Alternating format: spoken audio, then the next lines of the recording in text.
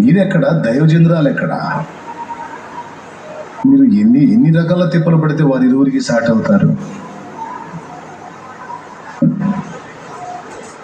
నువ్వు ఎన్ని తిప్పలు పడినా అమ్మతో ఈక్వల్ అవుతావమ్మా? నువ్వు నీ తల్లితో నువ్వు ఈక్వల్ అవుతావా? నీ తండ్రితో నువ్వు ఈక్వల్ అవుతావా? వాళ్ళని జన్మనిచ్చిన వాళ్ళ తిరిగి నువ్వు వాళ్ళకి జన్మని ఇవ్వగలవా? ఇవ్వగలిగితే అప్పుడు ఈక్వల్ అవుతావు. అది సాధ్యమా?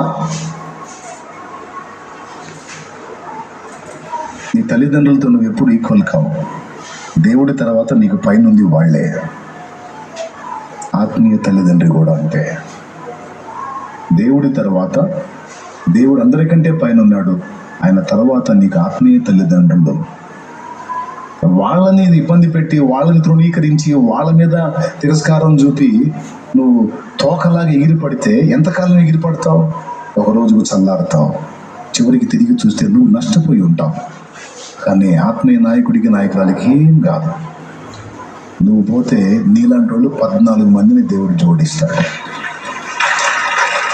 నువ్వు నావని కాదు సేవకు వచ్చింది దైవజనుడు, దైవజనురాలు. నువ్వు ఉద్ధరిస్తావని కాదు నిన్ను ఉద్ధరించడానికి వచ్చారు. నీలాంటి వాళ్ళని 10 మందిని, 14 మందిని, 100 మందిని, 1000 మందిని ఉద్ధరించడానికి దేవుని చేత నియమించబడ్డవాడు.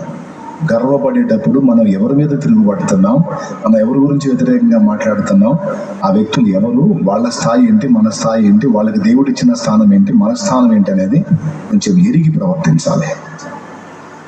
అహంకారంతో విర్రవీగే విశ్వాసానికి చెప్తున్నాను, సందర్భం వచ్చింది కాబట్టి. అంటే తోకలతో పోలుస్తున్నారు. అలాగే నిన్ను వీడి ఎగిరి పడుతున్నటువంటి విశ్వాసులే కాదు, భాగస్వాములైన కొద్ది రోజులే ఎగిరి పడతారు. కాబట్టి ఇప్పుడు మనం దానికోసం చచ్చిపోదామా?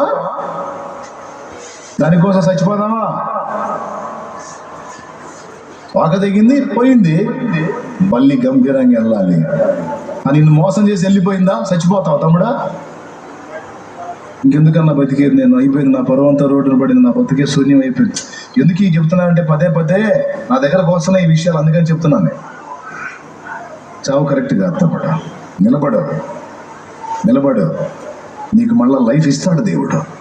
కానీ నీ నుంచి దాటి అవతలకి వెళ్ళి భోగాలు పొందుదాం అనుకున్న వ్యక్తికి లైఫ్ దొరకదు.